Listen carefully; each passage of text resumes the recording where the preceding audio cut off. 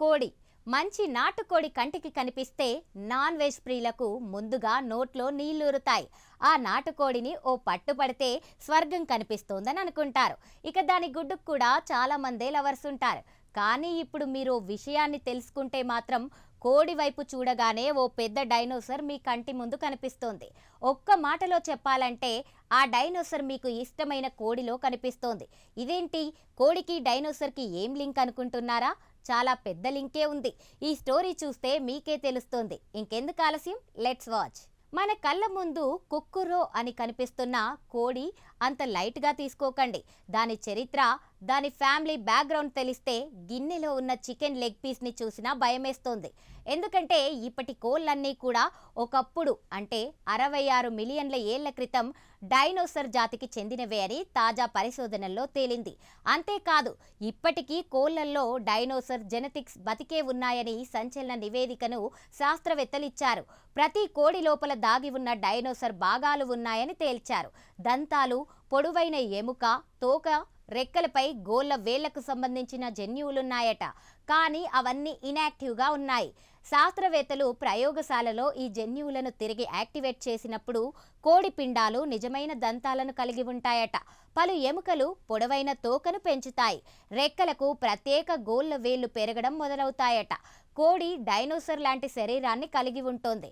మొత్తంగా కోళ్లు థెరోఫాడ్ డైనోసర్ల ఉపసమూహంగా అని ఈజీగా తేలిపోతోందని శాస్త్రవేత్తలు చెబుతున్నారు. ఇక కోడి పూర్తి శాస్త్రీయ నామం గాలస్ గాలస్ డెమోస్టికస్.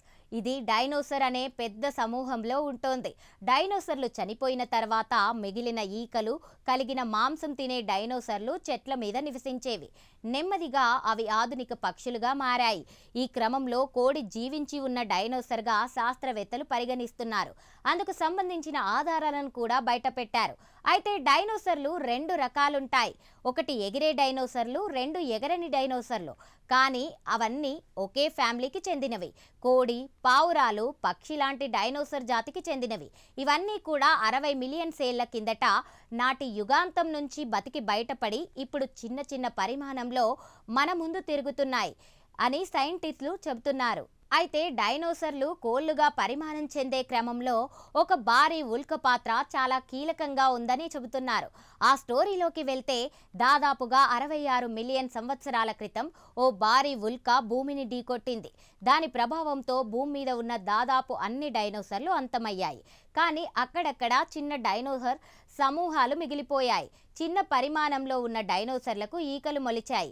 వాటి కారణంగా వేగంగా పరిగెత్తడం, చెట్ల రంధ్రాలలో దాక్కోవడం చేసేవి. కొద్ది కాలం తర్వాత కొంత దూరం ఎగరడం కూడా మొదలుపెట్టాయి. ఈ సమూహాన్ని థెరోఫాడ్ డైనోసర్లని పిలుస్తారు. ఇక వీటి పరిమాణ క్రమాన్ని ఓసారి చూస్తే 150 మిలియన్ సంవత్సరాల క్రితం వెలోసిరాప్టర్ ఇతర మాంసం తినే డైనోసర్లకు ఈకలున్నాయి.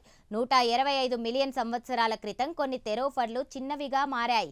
రెక్కలు పెరిగాయి. 66 మిలియన్ సంవత్సరాల క్రితం అతి చిన్న ఈకలు కలిగిన థెరోఫాడ్లు మాత్రమే ఉల్కపాతం నుంచి బయటపడ్డాయి.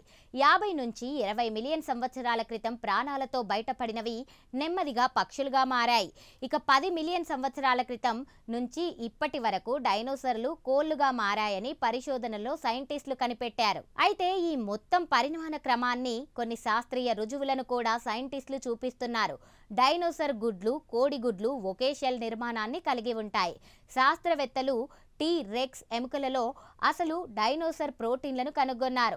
రెండింటిలో సేమ్ ప్రోటీన్లున్నాయి. ఇక కోళ్లు ఇప్పటికీ మాంసం తినే డైనోసర్ల మాదిరిగానే అనేక జన్యువులను కలిగి ఉంటాయి. అయితే కోడితో పాటు పావురం, ఆస్ట్రిచ్, చిలుక, గద్దను కూడా సజీవ డైనోసర్గా చెబుతున్నారు శాస్త్రవేత్తలు. మొత్తానికి ఇది కోడికి, డైనోసర్కి ఉన్న మధ్య లింక్.